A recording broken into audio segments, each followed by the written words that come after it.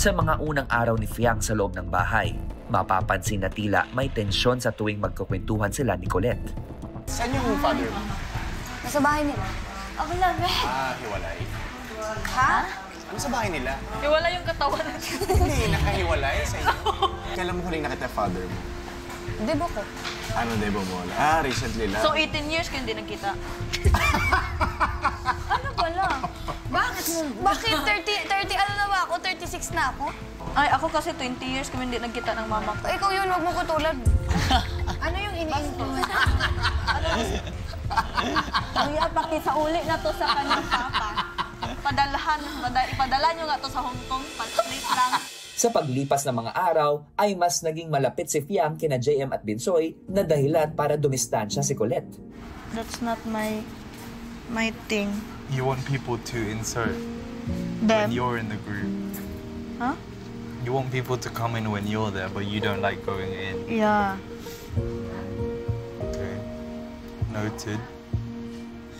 She doesn't like to go in, she likes to go out. Then stay out inside. You're crazy. You're crazy, bro. Ayaw kasi maging people pleaser. Sino ikaw? Ako. Kasi gano'n na ako dati. Natuto na ako.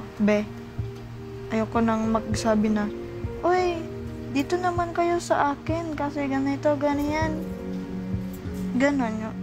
Kung parang ayaw ko lang na na i-please ko kayo. Tapos parang punta lang kayo sa akin kasi ganito, ganyan. May dahilan, parang gano'n. Kaya, okay, dito na muna ako kaila Kanata, kaila Kuya Patrick. My role in that group is to happy kayo. So Yeah, but bakit nobody has a role. You shouldn't have a role to give yourself. Yeah, I know. Happy. Don't judge me. Gusto ko lang yung dati good na tayo magkasama. Siyempre, may bago. Siyempre, doon kayo, di ba? Kasi gusto niyong kilalanin, gusto niyong maging friend and something so on, gano'n. Pero yung point ko lang is, hello, I'm here. I'm here. Okay. I'm the first. Ako, and then we don't know if makakalabas or makakastay ako dito. So parang, nomini ako, hello. Baka nakakalimutan. Parang ganon ba? But you want us to cherish the cherish moment. the time with you since you. Sa mga sumunod na araw, nagbahagi ng saloobin si Colette kay Patrick. It's okay. At least, honest ka sa nararamdaman mo. Di ba? Hindi lahat kayang magsalita ng ganyan na, nagsiselos ako, yung hindi ko kaya, or takot akong... Sinabihan ko nga si Sino?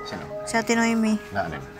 Yun, yung nagselos ako kasi parang mas close na sila sa bago, parang ganun ba? Tinatry ko makipag-close pero parang gusto ko kayo pa din. Ano sabi niya? Sabi niya lang na baka daw it's time to para makig-banding daw ko sa iba. Walang yun. Hindi naman porket na may kinikilalang bagong friend, yung mga friends mo, iiwan ka na. Siguro kaya mo nang feel yan kasi baka may trauma ka na dahil nga before sa mga friends mo, sasabi mo lagi ka nag-left, di ba? Oh, gulat kayo, no? I think hindi alam ng karamihan yung munting pagtatampo ni Colette sa kanyang mga kaibigan na sina Binsoy at JM dahil sa pagdating nga ni Fiang. Diba? Nakita ko yung reaction mo kanina. Sabi mo, uy, meron palang ganyan. Si first time nilang malaman yan. Pwede mo bang explain? Hindi ako nagtampo kay Fiang kasi kinuha niya itong dalawa sa akin, hindi. Ay, nagtampo ako sa kanilang dalawa. Kasi parang kinalimutan na nila ako. Hindi na nila ako pinansin. Nagagalit ka ba? Ayaw ko na. Nagagalit ka ba sa Galit ako. So, yun po. So parang, kinalimutan na nila ako. Pero hindi naman siya bad kasi kung hindi dumating si Fiang, hindi din ako ganito ka-close sa ibang housemates. Ngayon, ano masasabi niyo dun, boys? Kasi yung pagsabi niyo yun sa amin, in-explain din namin yung side namin yung JM na hindi ka naman namin kinalimutan. Kusang lumayo ka lang talaga sa amin na like... Feeling ka?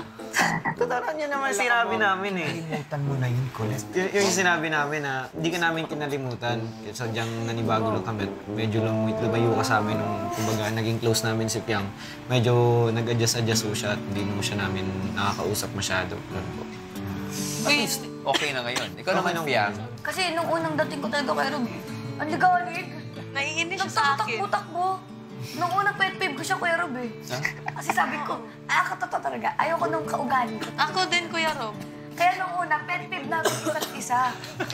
At nagwo-work yung friendship na to, ha? Ang galing, ha?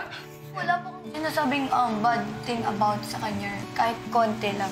Makapanood mo naman kung meron. Ito pa nga ang bigay niya sa akin na ring. Ang gandang simbolismo nito, no? Na because of that, you're part of her ring of friendship. Yeah. Diba? Nandun ka sa circle, nandun ka sa ring niya.